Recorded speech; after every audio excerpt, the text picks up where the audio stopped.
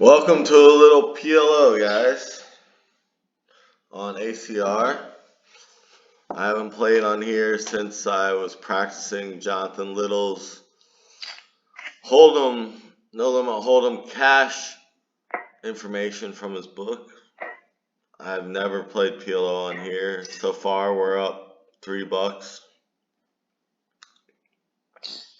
There was one donkey on here that was raising every hand pre and re-raising if you raised, and that's how I got most of my money.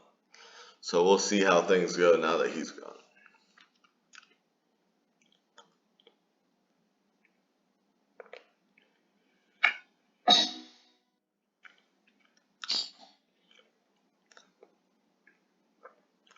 Okay, this hand's absolutely horrible. Our ace is not suited, and the other cards don't work well enough together, so if anyone raises, we're just going to fold this. My name, by the way, is Joseph Landers, aka Cincy Joe. I have been playing PLO semi-professionally, professionally for the last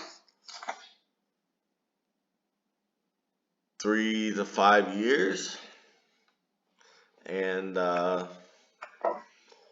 yeah, so we'll see how it goes online. I've played online on Vegas. So we got aces, one suit. We're going to pot it.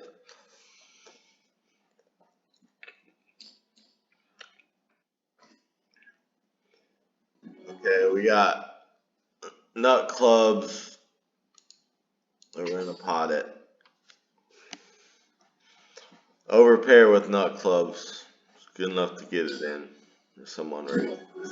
Okay, get it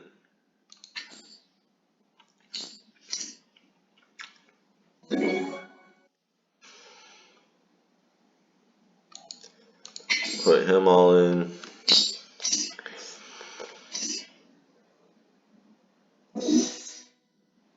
And that sucked. Okay, so we got suited sevens, which is good enough to call if you're in the blinds or on the button, which I guess I am on the button here, so I am going to call.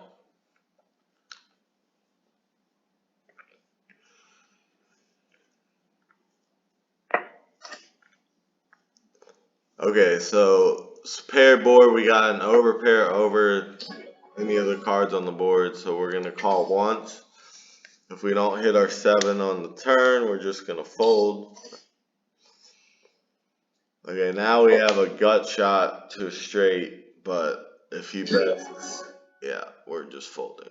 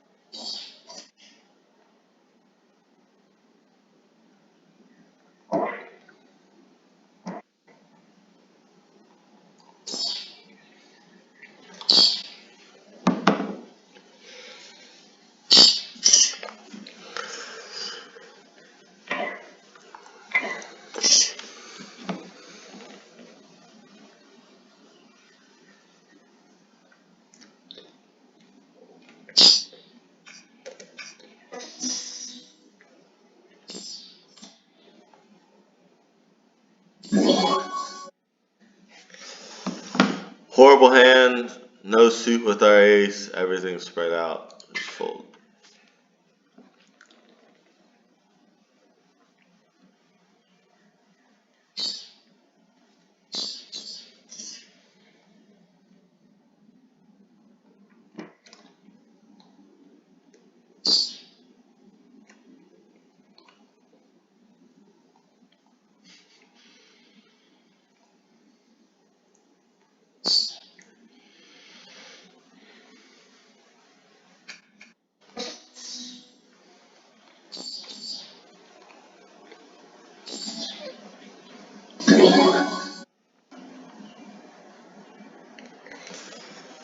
Alright, we got eights, suit with a suit, which is good enough to call on the blinds or the button, but not under the gun.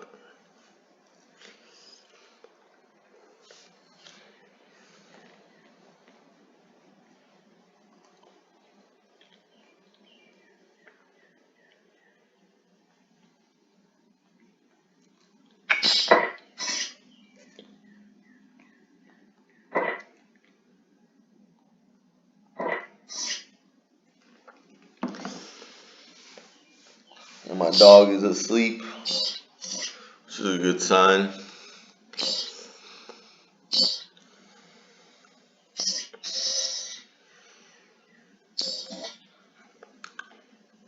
Alright, we have a horrible hand in the big blind. Let's hope this guy limps. Oh, you raise. I have to get rid of it.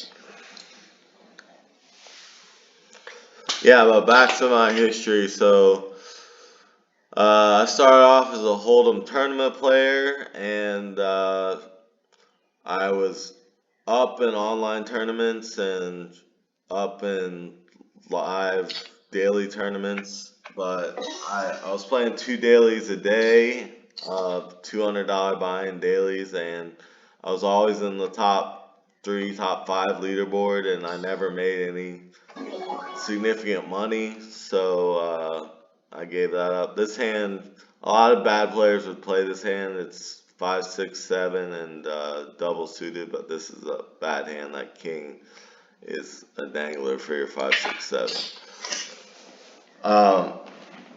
And we would have flopped the wrap, but that's beside the point. So anyways, yeah, I gave up tournament play and I started switching to no limit cash, and that didn't go so well at first. I was playing like $2, $5 at the casino. All right, we have Queen, Jack, 9. We're not gonna 3-bet. We're just gonna call on the button. Then I started working with Jonathan Little and studying under him as a private student and read all his books, and that really helped. Then I switched to our 2-5 game, switched to 5-5 round by round, and I've been on the PLO bandwagon ever since. So yeah, that's a little bit about my history.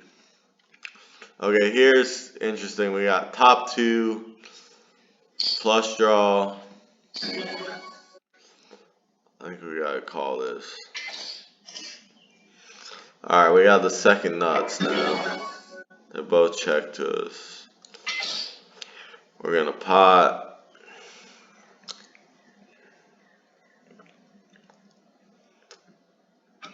And we pick up the pot. So yeah, I've been playing PLO basically full time for the last probably, I would say, 3 years. Played in Cincinnati, Vegas, Fort Lauderdale / Miami. I've had a lot of success when I don't drink and practice proper bankroll management, which is what I'm trying to do on here. I started with $100. That's why I'm playing the lowest stakes. Alright, so we got a raise and then a 3-bet. If you get 3-bet, a hand with an ace in it is not what you want to have. So we're gonna let it go pre-flop. So yeah, I mean, I've won 25,000 in one day playing PLO. I've lost 55,000 practicing horrible bankroll management, and I went on tilt. But I know how to play the game, and that's why I started this YouTube channel, because I want to share my experience with all of you. And I actually have a book on Amazon that I wrote called Cincy Joe's Poker or PLO book, which you can find by going on Amazon and searching Cincy Joe Pot Limit Omaha. and it's only $24. It's only 20 pages. I was gonna write a full, 70,000 word book, but I got like 8,000, 9,000 words into it, and I just wanted to put it out there. And I'm kind of glad because I don't want to give away absolutely everything I do for $24 because honestly, that's not very much money for how much I've learned playing poker. But I do want to give people that are beginners or even pros something that they can look at, and even a pro will be able to pick up a couple pieces of information from my book. And it's a quick, half an hour read. You should be able to get through the whole thing. So that's on Amazon.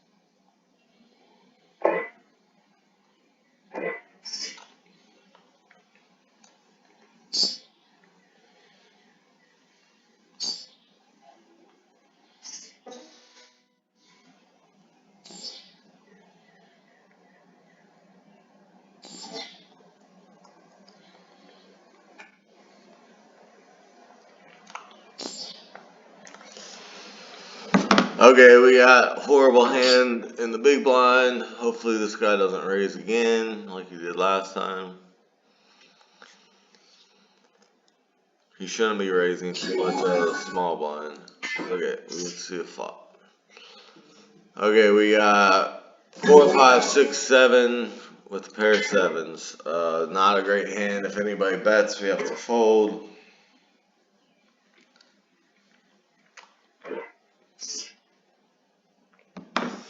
Now we have a straight, but it is the dummy straight. So we're just checking, hoping for a cheap showdown.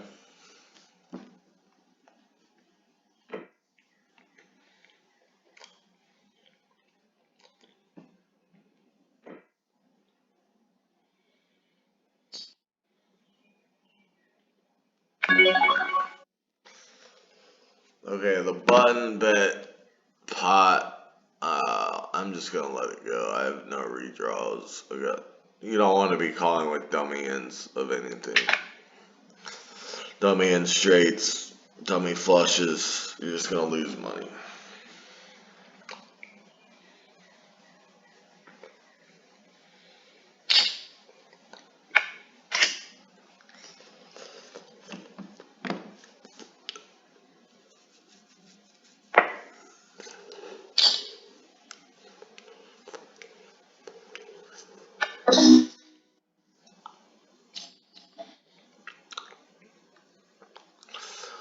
We have a horrible hand again. Just gonna click the old fold button.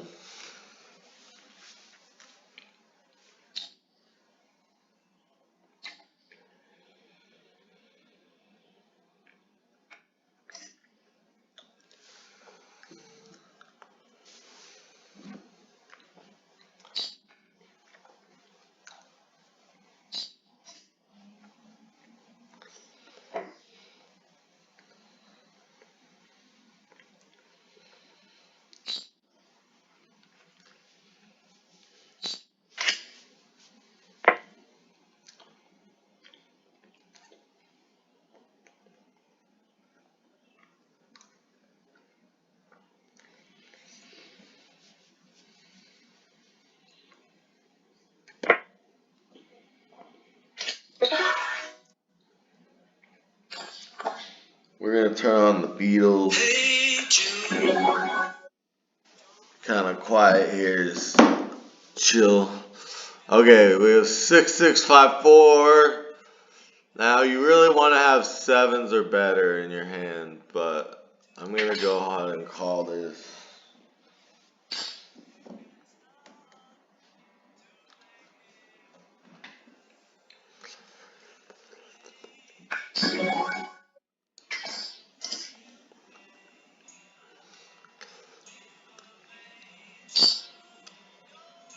decent flop for us.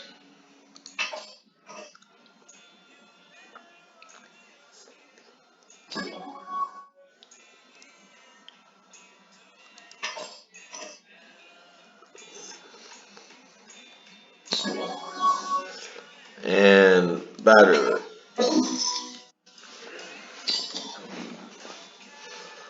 Alright, this is a playable hand. We have tens with the suit. Goes raise and re-raise. We are getting the right price to set mine, but John, you might four bet, so we just gotta let it go.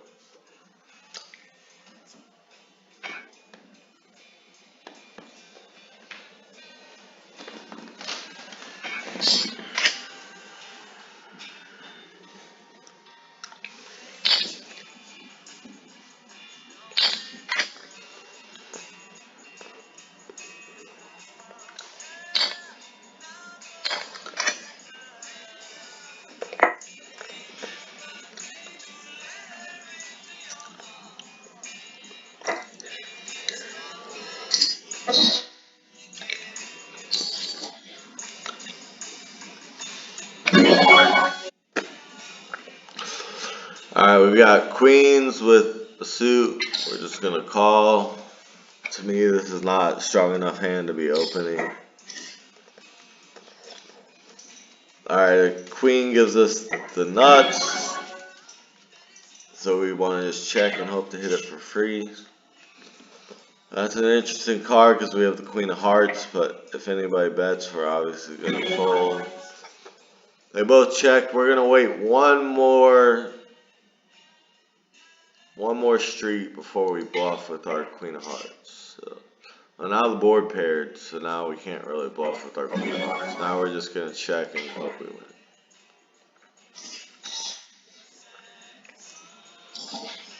And he had a straight. Alright, that's a horrible hand. We're going to fold.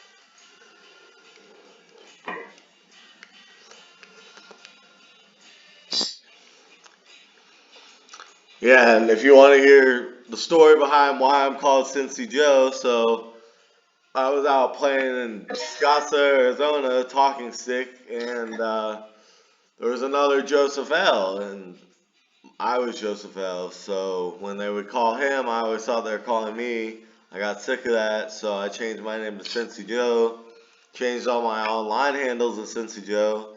Then I came back and started playing in Cincinnati, and I just decided, it's already my name. I might as well keep it even though I'm in Cincinnati. So I know a lot of Joes that play in Cincinnati, but I am the only Cincy Joe.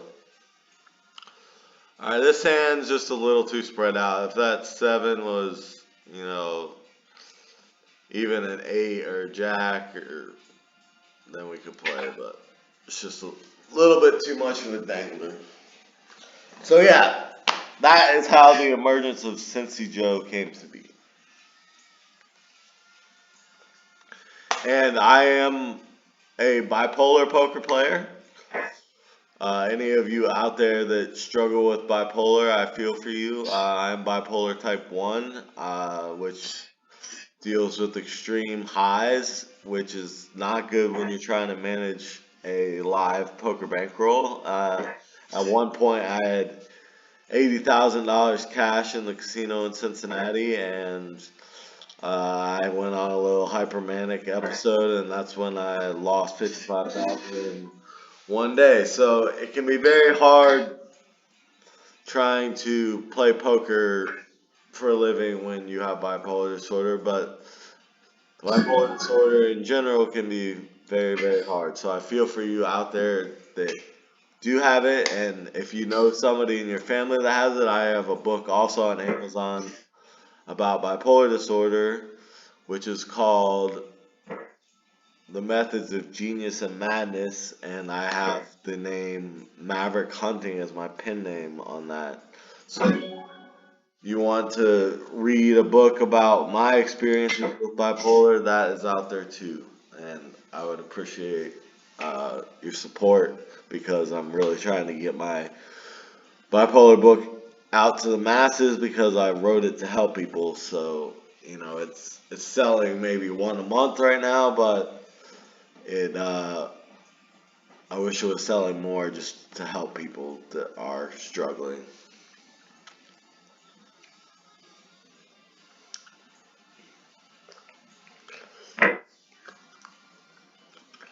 This is an interesting hand. We just have a pair of sixes with a back flush draw, but okay, we're gonna bluff turn.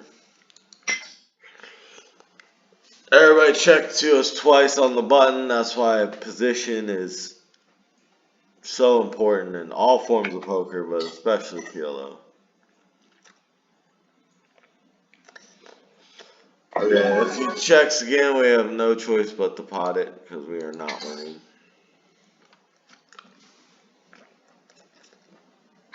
And we got the fold. There we go. It's that easy. Just keep potting it. Okay, here we got a hand good enough to open. We have 3 Broadway cards and a suited ace, so we're going to pot this.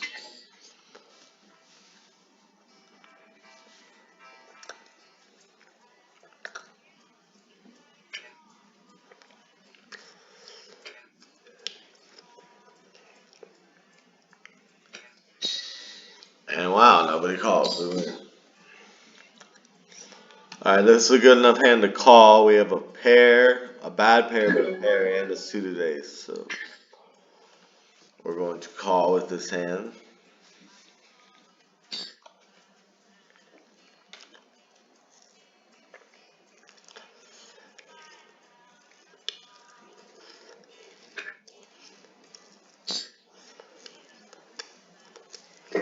And one of the biggest problems I see all PLO players make, but especially live poker players at the casino, is they play way, way too many hands. I'm usually between 35 to 40% of my hands if I am not on tilt, which is where I suggest you should be. And we aren't calling there to try to hit a 3 because no, it's money. Here we got a pair of 10s with a suit. It's good enough for a call.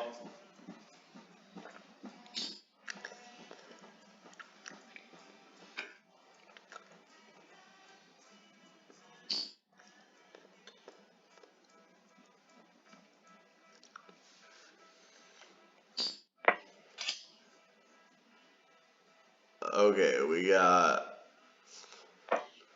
a gut shot to Broadway, but if anybody bets we're not drawing to our, yeah, that's just a fold.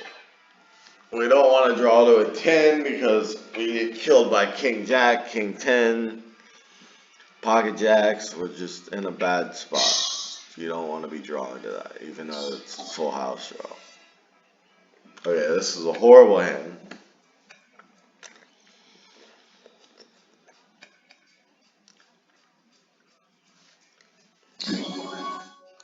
Oh, he's not gonna raise it. Okay. Horrible flop for us, and we just fold. Sometimes you gotta just fold, and by sometimes I mean a lot. A lot of times, just let it go. That was apparently Phil No Home Jerome. Phil Ivy's biggest problem when he first started playing in Atlantic City is he tried to win every single pot through bluffing or whatever means he had to do. And when he became really, really good is when he learned that, you just have to let some pots go and live to fight another day. And that's very important if you want to be a successful poker player.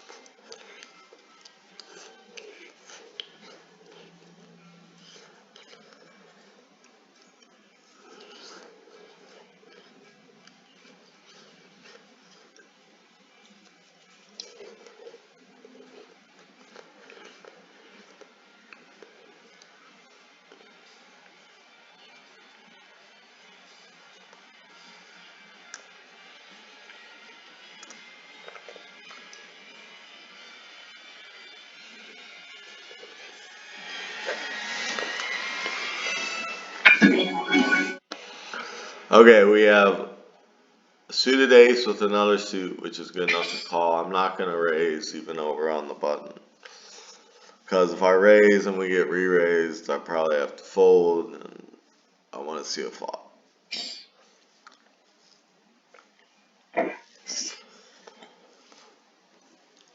Okay, we have middle pair with backdoor nut hearts.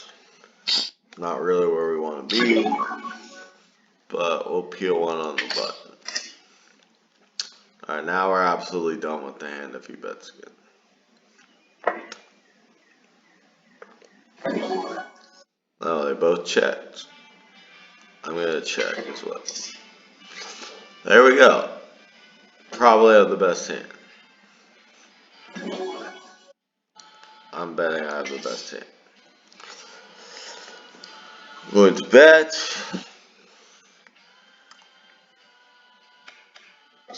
And we win.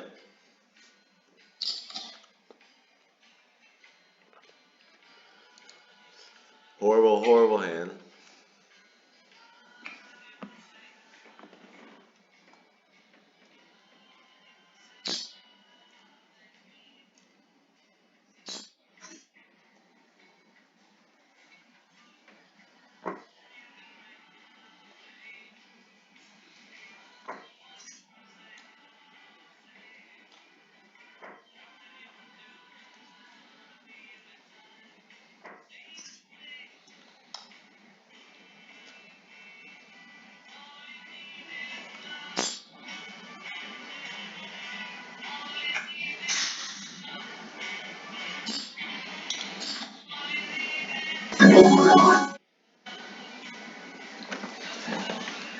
Alright, this is, you should be able to see this is absolutely horrible. Really, really spread out. One bad suit. Horrible hand.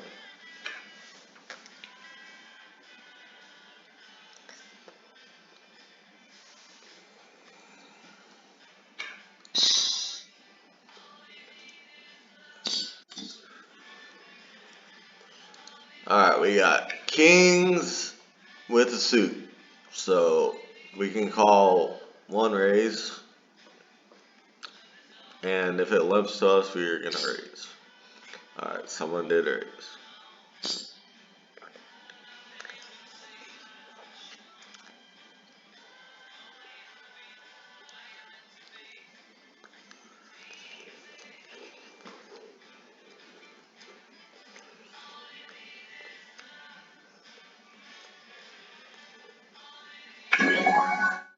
So we are going to call and hope for a king. And we didn't get that lucky. We do have a gut shot 5 for an ugly end of the straight, or a king gives us the nuts.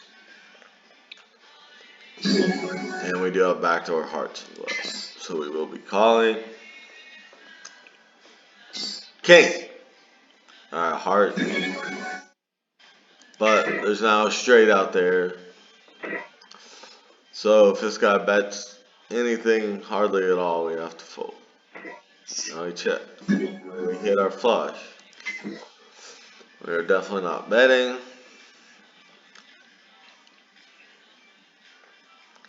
And if the guy on the button bets, yeah, we're not calling.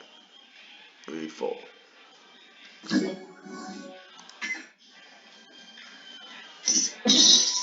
And he has a full house, which is why we did not call. This hand's horrible.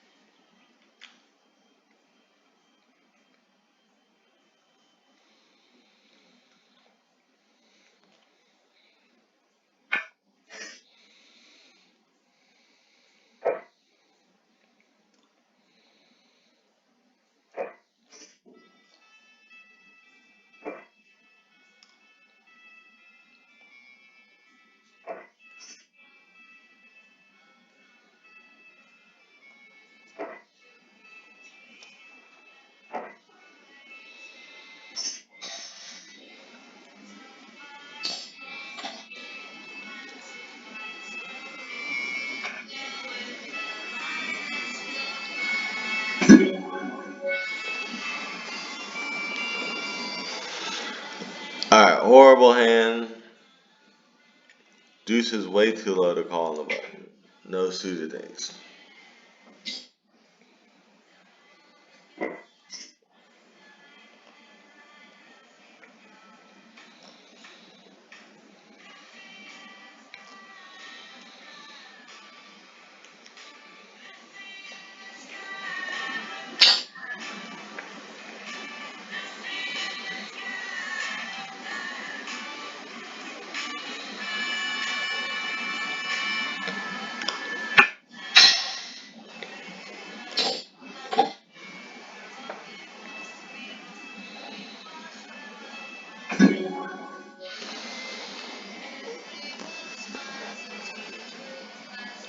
Alright, we have a suited ace, but we don't have 3 Broadway cards or 3 wheel cards, so we're gonna fold.